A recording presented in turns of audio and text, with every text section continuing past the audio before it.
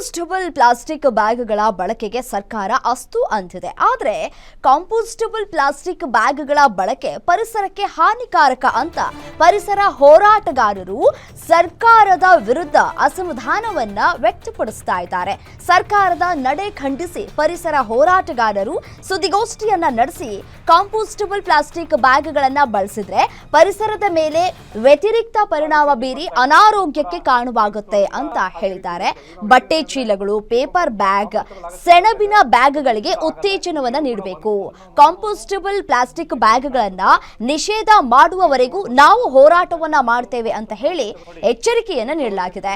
ಮುಂದಿನ ದಿನಗಳಲ್ಲಿ ಆರೋಗ್ಯಕರ ಬದಲಾವಣೆಗಾಗಿ ವ್ಯವಸ್ಥಿತ ಹೋರಾಟ ಮಾಡ್ತೇವೆ ಅಂತ ನಮ್ಮ ಹೋರಾಟಕ್ಕೆ ಚಿಲ್ಲರೆ ವ್ಯಾಪಾರಿಗಳು, ಪರಿಸರ ಸ್ನೇಹಿ ಸಂಸ್ಥೆಗಳು, ಮಾನವ ಹಕ್ಕು ಸಂಸ್ಥೆಗಳು ಬೆಂಬಲವನ್ನ ಕೊಡಲಿವೆ ಅಂತ ಸುದ್ದಿಗೋಷ್ಠಿಯಲ್ಲಿ ತಿಳಿಸಲಾಗಿದೆ.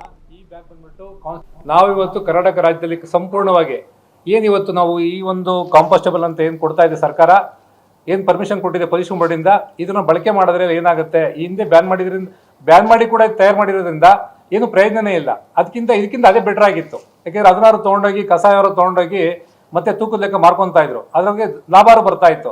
ಇವಾಗ ಇದನ್ನು ಮಾಡಿರೋದ್ರಿಂದ ಇದು ಮತ್ತೆ ಮಾಡೋದಕ್ಕೆ ಆಗೋದಿಲ್ಲ. ಇದು ಬಟ್ ಮಣ್ಣು ಬೇರೆ ಇಲ್ಲ, ಬಟ್ ಮತ್ತೆ ಇದು ಯೂಸ್ ಆಗಲ್ಲ. ಮತ್ತೆ ಇದು ಅವಾಗ ಏನಾಗುತ್ತೆ, ಪ್ರತಿನಿತ್ಯ ಇದು ಸ್ಟಾಕ್ ಆಗ್ತಾ ಇರುತ್ತೆ ಭೂಮಿ ಮೇಲೆ. ಅಂದ್ರೆ ಪ್ರತಿನಿತ್ಯ ಬಂದ್ಬಿಟ್ಟು ನಾವು ಭೂಮಿ ಮೇಲೆ ಇದಾರೆ ಏನ್ ಮಾಡ್ತಾ ಇದ್ರು, ಆಯ್ಕೊಂಡು ಹೋಗ್ಬಿಟ್ಟು ಮತ್ತೆ ಕೆಜಿ ಲೆಕ್ಕ ಮತ್ತೆ ಕೊಡ್ತಾ ಇದ್ರು ಪೇಪರ್ ಆಯೋರು ಪಾಪ. ಈಗ ಇದೇನಾಗುತ್ತೆ, ಇದನ್ನ ಯಾರು ಕೂಡ ಆಯಲ್ಲ. ಅವಾಗ ಇದನ್ನ ಹಾಗೆ ಬಿಟ್ಬಿಡ್ತಾರೆ. ಹಿಂಗೆ ಪ್ರತಿ ದಿವಸ ಬಿಟ್ಟ ನಾವು ಆಯಕ್ಕಾಗತ್ತಾ? ಆಯಕ್ಕಾಗಲ್ಲ. BBMP ಎಫೆಕ್ಟ್ ಆಗುತ್ತೆ. ನಂತರ ಇದು ದಿನೇ ದಿನೇ ಬಿದ್ದಾಗ ಮಣ್ಣಲ್ಲಿ ನೋಡಿ ಈ ಥರ ಬೆರೆದಾಗ ಮಳೆ ನೀರು ಶೇಖರಣೆ ಆಗಲ್ಲ. ಒಂದು ಭೂಮಿಯ ಒಂದು ಹಾರ್ಡ್ನೆಸ್ ಆಗುತ್ತೆ, ಪರಿಸರ ಬಂದ್ಬಿಟ್ಟು ಹಾಟ್ ಆಗುತ್ತೆ. ಇವಾಗ ಆಲ್ಮೋಸ್ಟ್ ನಮಗೆಲ್ಲ ಬೆಂಗಳೂರು ನೋಡಿದೀವಿ ನೀವು, ಸಾಕಷ್ಟು ಸಿಟಿ ಇವಾಗ ಅಲ್ಲೇ 45 ಡಿಗ್ರಿ ಟೆಂಪ್ರೇಚರ್ ಅಲ್ಲೇ ಅನುಭವಿಸ್ತಾ ಇದ್ದೀವಿ. ಅಲ್ಲಿ 50 ರೀಚ್ ಆಗ್ತಾ ಇದೀವಿ ಆಲ್ಮೋಸ್ಟ್. ಇದೇನಾದ್ರು ಬಂತಂದ್ರೆ ಒಂದೇ ಒಂದು ವರ್ಷದಲ್ಲಿ ಮ್ಯಾಕ್ಸಿಮಮ್ 60 ಡಿಗ್ರಿ ಟೆಂಪ್ರೇಚರ್ ಬೆಂಗಳೂರು ನೋಡ್ಬೇಕಾದ ಪರಿಸ್ಥಿತಿ ನಾವು ಕಾಣುತ್ತೆ.